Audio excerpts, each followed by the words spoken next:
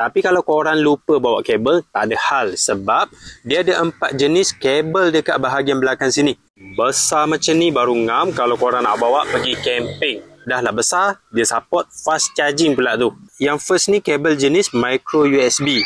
Yang ni support untuk gadget-gadget yang lama ataupun smartphone yang lama. Sebelah dia pula kabel jenis USB Type-C. Yang ni banyak smartphone moden yang pakai kabel jenis ni. Dan kabel Type-C ni dia support fast charging 60 watt. Jadi korang boleh pakai kabel yang ni kalau jenis handphone fast charging. Dan kabel sebelah sini korang boleh guna juga untuk charge iPhone. Cucuk je dekat kabel jenis lighting ni. Dan sebelah sini jenis USB Type-A. Jadi kalau korang nak cari power bank yang jenis multifunction macam ni, kapasiti besar, support fast charging 60 watt, siap ada lampu kecemasan, boleh guna waktu malam bila camping, korang boleh check power bank ni dekat link video. Yang ni memang padu punya.